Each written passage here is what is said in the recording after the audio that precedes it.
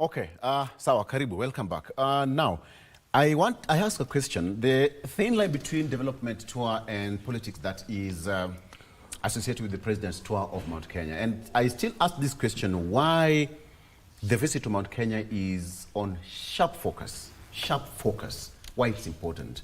But before then, let's welcome Daniel Orogo. Daniel, good morning. Good morning. Good to see you, my brother. Good to see you. Apologies for coming late. Yes. I also had the benefit to, hear the contribution from a very wonderful panel this morning. Yes. But it's good to be here, and thank you for the invitation again. Karibu sana. I'll give you a minute to have your opening remarks before we continue the discussion. Now that you have understood, the question I've thrown to all of them, the importance of President's visit to Mount Kenya. Give me your opinion. Well, I think you first of all, the question that you brought forth was one in Kenya. I think the week has been very interesting. Yes. To begin from that point, we for the first time seeing the president striking a tone of national unity and trying to embrace other regions in terms of reach, just assuring that he is a figure of national unity. I think that is one thing that now the president is posturing and assuming the status of the father of a nation. I think that is really, really interesting and really amazing. Secondly, in the other fronts, I think you also saw, and probably you've alluded to what is splashed on the headlines in terms of what is the regional issues. We are having to deal with the issues here of regional peace and stability, Victor, where we have the country, Kenya, and President Ruto still playing a very critical role in being a stabilizer in the region, yes. Sending the special envoy to Sudan, and that's Right Honorable Raila Odinga. And that is very interesting because it's just some a month or so after the attempt at the AU chairperson, and you see the similar roles that Raila could have played, just playing a stabilizing figure in the peace and regional stability and reconciliation. We are struggling with our diplomatic issues in Sudan, and I think I am optimistic that we are going to find a solution in terms of just trying to get our diplomatic issues right, with Sudan and South Sudan, Ethiopia and Sudan. And I think this is also interesting. Looking at in the sporting arena, Kenya is gaining its sporting glory. I think that is also one thing we really need to emphasize and inspire. We are seeing people coming to cheer both national team and domestic clubs. And getting to understand that we need also to cheer up ourselves and just amplify our sporting arena. So I think that is really what made this week very interesting. Absolutely. As really in addition to politics that we are now taking shape. Absolutely. Taking a center stage. When it talks of sports, before we get to it, Safari Rally came. We still have one more year, and people are saying that the president or the government should extend it.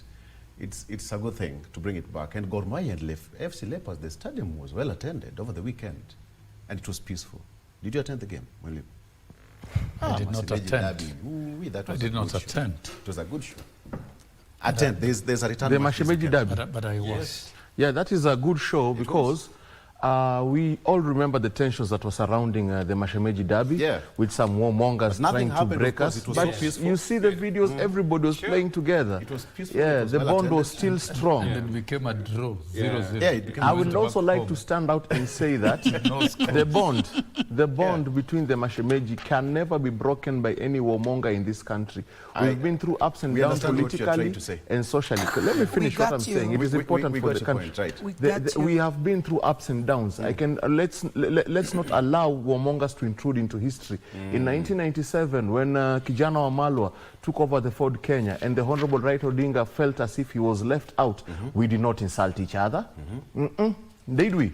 Raila Odinga took NDP, resigned, and came back and took Langata. Yeah. In 2002, when Raila Odinga was forming government with Hayati Kibaki, who did Raila propose as while taking a second-hand seat to vice president? It was Wamalwa. Yeah. In 2007, when we were together, Raila proposed 6 ministers from the Waingo, from our Mashemeji. In 2012, even after their son betrayed us and got 300,000 votes. It's political betrayal. Yes. And got 300,000 votes. Imagine the margin that Uhuru Ruto beat Raila was less than 300,000. What did Raila do? In 2017, magnanimously, he called back our brother and made sure he's still in the NASA coalition. For the Masemeji, hakuna shida. Apo we will never break. Let nobody bring. But I think it's important, Victor. I don't know why you're trying to rush over it. Yes. Because, no. It was just we are having a problem of people bringing politics into sport. Yeah. And we need to call people to order. Honorable Member of Parliament for Mumias, what is his name? Salasia should be called to order. We need the Psychiatric Association to intervene. Sporting industry, sports is for unity. So what? And we should not, we should not bring people and incite communities. Psychiatric Association of Kenya. We also saw this in Shabana. Where was it? In Kisii region, where people are inciting, bringing politics into sports that should unite people. The Ruto must go chance must not be allowed in political arena at any other point. I am today calling over the Psychiatric Association of Kenya to intervene and see what psychotropic drugs that we have evidence now. It has been sent all over social media that the Honorable from Mumias East is using. He has a disorder. Yes, that is the Psychiatric Association needs to stand out and tell us what is going on. Professional needs to confirm that. Yes. Fair enough. But I think there's a return leg this weekend, so I think Masemejis will, there'll be a return match. So please just go out there and support the team. But let's come back to the discussion. So I asked a question of Walimu before we took a break, of course. That's a very good, by the way. Psychiatric Association of Kenya. That's a very good rejoinder that we Come have to through together. Okay. We need you. So when we look at the regional disparities, Mwalimu, and marginalization, that people would even talk about, some people say that this part of the country has been marginalized by the central government, by the president, what have you. Do you think the president was there to, just to erase that perception that Mount Kenya has now been? I think the question I asked is, Mount Kenya gone? Imeenda. I've said gone when Mount Kenya is in Kenya. That's the question. The people of Mount Kenya are good citizens who are part of the implementation of the program of transformative agenda of the country. They are hardworking farmers, and most of the cash crops, particularly coffee and tea, is found in Mount Kenya. I begin from where Odwar left. In government, there is room for every region and every community. And that the president has demonstrated for the first time, the first president to demonstrate that it is possible to have everybody in government is President William Ruto. And the feeling of entitlement of some regions because of... I'll say leaders from some regions. Because of the syndrome of winner takes it all has come to an end. And the president has pushed without any fear the agenda of inclusivity and including every region. So the media and political scavengers, those who want to scavenge on politics every day and who don't want to see the time for development and talk about development, have been looking at Mount Kenya, the visit of the president to Mount Kenya in terms of politics, whether the president has lost favor or not. But the president has said time and again, I am not scared about 2027, whether I get elected or not. The president has said he wants to implement what he promised the people of Kenya, including that of Mount Kenya. And we saw blow by blow, he has been able to visit projects in Mount Kenya, outline the level of development of achievements, whether it is roads, whether it is housing, whether it's a connection of electrification is a major infrastructure that is an enabler even to the ICT infrastructure and many other programs, issuing title deeds and reassuring the people who voted for him. Remember, he went flat out to convince the people of Mount Kenya as a person individually to vote for him. And the people of Mount Kenya voted for him, and they know in their hearts. And I've said time and again, and I said last week, right at the heart of the president he has Mount Kenya, and he loves Mount Kenya and the people of Mount Kenya, and that you cannot remove, and you cannot try to disrupt. So the visit to Mount Kenya has even answered the political question.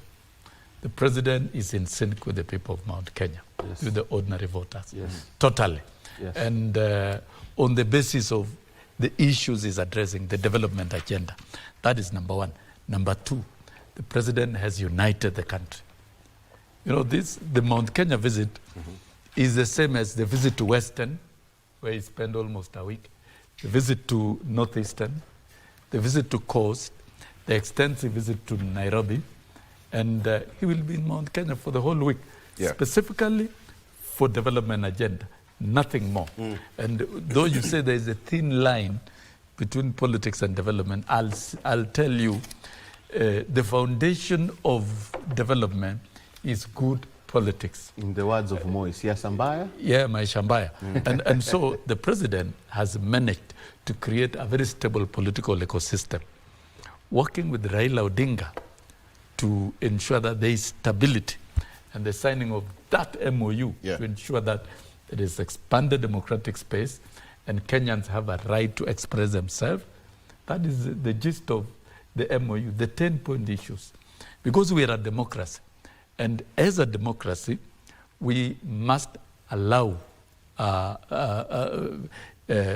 people to exercise their democratic rights. And so I think what Odwar is talking about, some few individuals who feel entitled. There are people who feel entitled as individuals, and they're using communities as a shield over the years. That time has come to an end. And so the people should exercise their power, their sovereign power directly.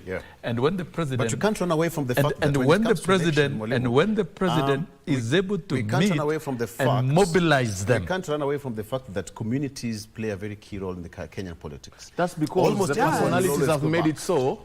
That's because the personalities have made it so. And it's not a bad thing entirely, because in any democracy there has to be a spectrum, people from different spectrum. You have to have what you can have, a majority or a minority or opposition. And in that, there are people of influence who will be sent. But it's ending. Now, community politics. Not necessarily. You've talked He's of asked me a question, politics. gentlemen. He's asked me a question. It's not a shouting match. Not necessarily. No, but I think in democracies, it's an open hold on. question. In democracies, it's an open question. In democracies, what you said, sometimes personalities exit the scene, and what we have are parties. Even in developed democracies like America and Britain, we used to have very strong personalities. Abraham Lincoln, what was this guy during the World War? Churchill. But after that, what has been left is parties. And this one will lead to one thing that is more better. It will lead to a parliamentary system. So we are in the penultimate to the ultimate form of democracy. Right now, it seems as if the personalities are there. But after that, it will be parties with ideologies and philosophies that differ. Okay, I agree with you, Brian. But Kenya is one. We all agree Kenya is one. But and you know, Kenyans have opinions. Yes. I want to be in a space. I want to be in a space whereby, when Honorable Sosion says something, when I say something, he says, you say, I want it to be ideally an opinion. And everybody has an opinion. You have an opinion. I want us to be in such a space whereby my opinion does not have to be right and obsolete, but I want us to give us each other space, even as we speak about the Mount Kenya. And then something else I'd like to bring out is the life of Kenyans is not lined along who is enjoined with who. We want a positive outcome from it. So when you say all of us Kenyans, we are inclusive in this current government, that is headed by Honorable Ruto, what Kenyans wants to see, it's not perennially, I've gone to Mount Kenya, nothing has happened, I've gone to Western, I've gone to Northeastern. No, we want a point whereby, so what? We were so scared of your union. Can you give us something? Can you give us an outcome that is going to secure the Kenyans from the high cost of living, for example? How does your union affect me positively or negatively? If we keep on saying that the achievement we have is an achievement of our president going to a region that is rather known to be volatile, that now it is peaceful, That's an achievement. We yet haven't achieved as Kenyans. And we are waiting for that achievement whereby it resonates down to Mboga, it resonates down to the joblessness of the youth, it resonates down to what is happening in our schools, it resonates down to our health sector, which affects everybody gets sick. You know, it can rain, you can get a cold, but when you realize you're also scared to get sick, how are we going to feel secure in terms of how are we going to celebrate this union? Are we going to follow their bond? Are we going to follow that they have not shouted? Are we going to all be political? No. The Kenyans want service. The Kenyans want something that really works for them. Not Can that I add something on it's that not an point? achievement. It's not an achievement to Victor, you see, good governance has to come from good governance. Good governance, like the Bible says, you'll never find an apple tree giving you mangoes. True. So the rot that was in government, orchestrated by the Wamunyoro coalition that are now pseudo-liberators, have been kicked out. So now what I'm going to say, hold on. That's not true. Hold on. Good governance will not come from bad governance. It's a heavy one. Which I might not be in a position to defend myself and put to task. Yes. Okay, these are my sentiments. But it takes responsibility. I take responsibility. Can I finish my statement? I will have finished by now. I promise I will have finished by now. You need to control the conversation. I will have finished by now. If we are having... The first step in good governance is putting good governance. Yeah. You cannot claim to want good governance from bad governors, from bad leaders. Good leadership will only come from good leaders. Okay. So this form of MOU or coalition or broad-based or whatever you might call it, Nusumkate, in its aim and its core of core is meant to address bad governance. But with bad governance that he was talking about in the coalition anyway. Right. Who's the bad governance? So what we are mentioning, and I agree with who's the bad governance? Can you mention one? No. Because I've mentioned one. No, I feel like let us give each other space. Right. He's talking. So let him talk. Let him mention the bad governance. Let him also give his opinion. No, he needs to give his opinion too. The respect that he called for each on the show. I'm saying this is how we do the show with a lot of respect. Just name the bad governor. Where is the respect there? Let him talk then. Brian. There must make my work easier, kindly. Yeah. I'll take him back to school. I'm loyal, exactly. But Thank you. We will not allow people to intrude into history. And the facts. I agree with what Dr. Ogendo was talking about. The history of our political makeup, bequeaths that the leaders who champions for communities' interest. And that is an ideal, that is probably realistic politics that we have in this country. And that means that it onboards the baggage that it has, all right? By bringing people who posture to champion for community interest in either way of the political functions, onboards the baggage. Some of these, and I agree, some of these particular individuals could be, harboring ethnic bigotry with them. Some of these particular people have been having self-interest on them. And that is the nature of the politics that we have. And therefore, it is so idealistic to say that, some certain, individuals or, leaders or political leaders in this community really purely champions for good governance, purely champions for democracy, purely champions for this. I mean, that can be contested. That assertion can be contested in either way of the aisle of any politics that we are saying. However, what I'm agreeing is that we've reached at a level, and we've been debating this here for a long time, when we need to look at ourselves as a country and say, do we really deserve, as much as we've gone through a lot of political turmoil, a lot of things that are not undemocratic in nature, that sometimes look democratic and they are not. Is it time for us to consider that citizens must have a conversation on the kind of leaders they want? I think this is what we've been debating on this show. Where do civic education meets the understanding of is it bringing any perception shift? So I think to that is what we've been debating. Where is the space of ideal and realistic politics in this country? We'll not sit here and wait for our friend here to tell us that there are some leaders. There are no leaders who have contributed positive in this country. Let me tell you, it is because of Nusumkate we have promulgation of the constitution. We are getting distracted. So please take charge. that level, we are getting a bit distracted. No. Yeah, we are getting a bit distracted. All right. When he's talking, maybe even if he's talking something that doesn't make sense, I will do this. it's good to give each of us Director, time. let's take a break. Please, let's take a break. Let's take a break. We can do this. You see, no. I find that a bit intrusive. All these things can be attributed to certain leaders in the country. No. That is your view. What view? It is fact. No, it's not fact. Your fact. Fact is subjective. Let's take a break.